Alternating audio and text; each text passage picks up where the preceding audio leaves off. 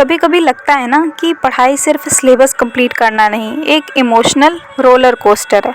हर aspirant के दिन की शुरुआत एक सवाल से होती है, आज प्रोडक्टिव बन पाऊंगी क्या। हर रात एक गिल्ट के थॉट से ख़त्म होता है, पूरा नहीं हो पाया यार। ये व्लॉग उन्हीं स्टूडेंट्स के लिए है जो टॉपर नहीं है, रोज़ थक कर भी छोड़ते नहीं हैं। Hello guys, welcome back to the channel. तो कैसे हैं आप लोग? आई होप सभी की पढ़ाई बहुत अच्छी चल रही होगी। तो सुबह उठ के पहले मैंने वोकैब्स का एक सेट रिवाइज़ किया और मुझसे पूरा सेट नहीं हो पाया था, तो फिर मैं रेडी हो गई, सूरज भगवान जी को जल चढ़ाया और फिर उसके बाद मेडिटेशन वगैरह किया, नीचे आके ब्रेकफास्ट वगैरह किया और फिर अपने वोकैब्स लेकर बैठ गई। सुबह तो जल्दी उठ गई थी लेकिन बॉडी थोड़ी थकी हुई थी, पर एक लाइन दिमाग में चल रही थी, तो उठ गई है तो अब रुक मत। बेड से उठना सबसे टफ टास्क था, लेकिन उठकर टेबल पर बैठना वही तो हमारी जीत होती है। पहले वोकैब्स करा और वोकैब्स करने के बाद ग्रामर के रूल रिवाइज़ किए। कभी कभी लगता है कि पढ़ाई सिर्फ सिलेबस नहीं, एक इमोशनल फाइट है। हर दिन नया लगता है, लेकिन सवाल वही होता है, क्या आज भी गिव अप नहीं करूँगी। और जब तुम थक चुकी हो, डिस्ट्रैक्टेड हो, पेन में हो, तो भी टेबल पर बैठ जाते हो, तो समझ लो तुम वीक नहीं हो। आज का दिन भी कुछ वैसा था, कोई ड्रामेटिक स्टार्ट नहीं था, बस आँख खुली और बस मैंने स्टार्ट कर दिया। मन नहीं था आज करने का क्योंकि तबीयत थोड़ी ठीक नहीं लग रही थी, और लेकिन मैंने कहा कि गिनती के दिन बचे हैं और आज भी अगर मैंने तबीयत का वो किया तो फिर एक दिन मेरी लिस्ट से ख़त्म हो जाएगा और मैं कुछ नहीं कर पाऊँगी। सो आज भी उठी और मैंने स्टार्ट कर दिया कि जब भी तुम्हें ऐसा लगे ना कि आज मेरा पढ़ने का मन नहीं है या कुछ करने का मन नहीं है, जो भी तुम करना चाहते हो, तो बस स्टार्ट कर दो, फिर बाकी का दिन तुम्हारा अपने आप प्रोडक्टिव बनता चले जाएगा, है ना। एक बार करके देखना। जैसे एक कमेंट कल आया था कि मैं मतलब लेज़ी सा लगता है, लर्न नहीं होता, बोरिंग फील होता है ना। तो वो सारे स्टूडेंट के साथ होता है, मेरे साथ भी होता है, लेकिन उस लेज़ीनेस में तुम किस तरह अपने आप को उस जगह बैठा पा रहे हो, ये तुम्हारी जीत होती है। मतलब कि जैसे तुम्हें लेज़ी फील हो रहा है, छत में चले जाओ, थोड़ा सा फ्रेश हो जाओगे, और बोर लग रहा है तो उसको कुछ स्टोरी टाइप पढ़ो। जैसे हिस्ट्री है तो हिस्ट्री को तुम किस तरह पढ़ोगे, एक स्टोरी टाइप पढ़ोगे, है ना। ज्योग्राफी है, ज्योग्राफी को अब मतलब जीके जीएस ऐसा पढ़ोगे, तुम दिमाग में इमेजिन कर रहे हो कि हाँ ये चीज़ होती है, ऐसे होता है, ऐसे होता है ना। तो जीके जीएस तुम्हारे दिमाग में याद होने लगेगी। अब बात रही कि इंग्लिश कैसे करें, है ना। तो इंग्लिश के लिए भी तुम जैसे वोकैब्स कर रहे हो, तो जैसे मैं जयदीप सर से करती हूँ, तो जयदीप सर एक एक वर्ड मतलब उसको एक्सप्लेन करते हैं और उसके पीछे कोई स्टोरी बताते हैं। तो जब भी मैं याद करती हूँ या कुछ भी करती हूँ, तो जयदीप सर की वो स्टोरी आती है। जैसे मैंने वो शब्द पढ़ा तो सर की वो स्टोरी याद आ गई, अरे हाँ सर ने ये चीज़ बताया था और मैं नहीं भूलूँगी। मतलब ऐसा होता है, तो मतलब वोकैब्स भी अच्छे से लर्न हो जाती है। कई लोगों की प्रॉब्लम होती है, यार वोकैब नहीं लर्न हो रही, तो एक बार जयदीप सर से करके देखो, 100% गारंटी दे रही हूँ कि तुम्हें लर्न होने लगेगी, है ना। बाकी तुम्हारा है कि तुम कैसे करते हो, कैसे नहीं करते हो। अगर तुम्हारे पास भी इससे अच्छा आइडिया हो तो मुझे बता देना। और बाकी मुझे जयदीप सर का बढ़िया समझ में आता है, और हाँ लर्न भी होने लगी हैं वो कैप्स, काफ़ी चीज़ें लर्न भी हो गई हैं मुझे। मतलब उनका वो है ना कि वो ग्रामर रटवाते नहीं हैं, समझाते हैं। और मेरे को ऐसे ही टीचर चाहिए था कि बचपन से देखती आ रही थी सब ग्रामर रटवा रहे थे। हालांकि मेरी ग्रामर अच्छी थी बचपन से, लेकिन मुझे ये लगता था कि कोई ऐसा टीचर मिल जाए जो मुझे बता दे ये चीज़ यहाँ से कैसे आई। ठीक है, रट ली मैंने कि हाँ ऐसे ऐसी आई, लेकिन कैसे आई ये तो मुझे कोई एक्सप्लेन करे। फाइनली वो टीचर को मैंने मतलब उनसे पढ़ने लगी और मुझे हाँ समझ में आई, कॉन्सेप्ट मेरे क्लियर हुए कि अच्छा ये ऐसे होता है, अच्छा ये ऐसे होता है, मतलब हाँ समझ में आया। खैर अब बात करते हैं मैथ्स की। तो मैथ्स के लिए तुम लोग पूछ रहे थे कौन से टीचर, आदित्य रंजन सर ले लो या राकेश यादव सर ले लो।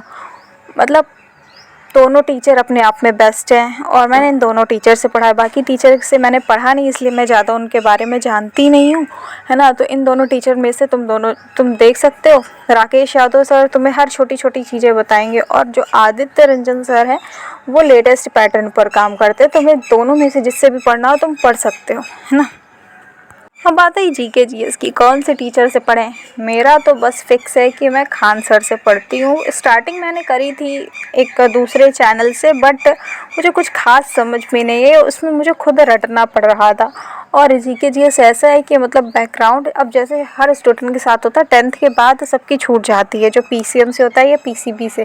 तो मेरे साथ भी ऐसा ही हुआ था। तो फिर वही चीज़ ना कि लर्न नहीं होती है या मतलब कॉन्टीन्यूटी नहीं होती है, तो फिर मेरे साथ भी ऐसे ही हो रहा है कि कुछ लर्न हो रहा है, कुछ भूल जा रही हूँ, कुछ डेट से भूल जा रही हूँ, कुछ ऐसे भूल जा रही हूँ। फिर मेरे भाई ने मुझे सजेस्ट किया कि तुम्हें खान सर से पढ़ना चाहिए। तो फिर मैंने उनसे पढ़ के देखा, तो सच में मुझे समझ में आ रहा था। मतलब मैं भूल भी नहीं रही थी, वो इस तरह समझा देते कि मुझे समझ में आ जाता है। लेकिन कोर्स ज़्यादा है खान सर का, और एग्ज़ाम में टाइम कम बाकी है। देखो कुछ जुगाड़ करती हूँ, मैंने नोट्स भी मंगा लिए, तो मैं कोशिश करूँगी कि खान सर के नोट्स मैं खुद से पढ़ने की कोशिश करूँ, क्योंकि एग्ज़ाम को बस 40 दिन लगभग बाकी हैं, और 40 दिन में मैं क्या ही कंप्लीट कर लूँगी जीके जीएस का, है ना। तो बस वही कोशिश करूँगी कि मुझसे हो जाए। और वैसे भी कोई जीके जीएस कंप्लीट कर नहीं पाता, वो तो एक समुंदर की तरह होती है, पता नहीं कहाँ से क्या आ जाए। लेकिन तुम्हें इतना आइडिया होना चाहिए कि जैसे करंट अफेयर में इस टाइम जो चीज़ें चल रही हैं, तो उनसे रिलेटेड चीज़ें ही पूछेंगे। अधिकतर ऐसे ही क्वेश्चंस आते हैं। मैंने ये चीज़ ऑब्ज़र्व की है कि एग्ज़ाम में, चाहे वो एसएससी का हो या कोई भी गवर्नमेंट एग्ज़ाम में हो, तो करंट अफेयर से रिलेटेड जैसे कि कोई भी क्वेश्चन हो, तो उसके अंदर वो घुस जाएगा और फिर उसी से रिलेटेड क्वेश्चन पूछ लेगा। तो इस तरह से मैंने ऑब्ज़र्व की ये चीज़ें आती हैं, तो थोड़ा सा ध्यान दे लेना।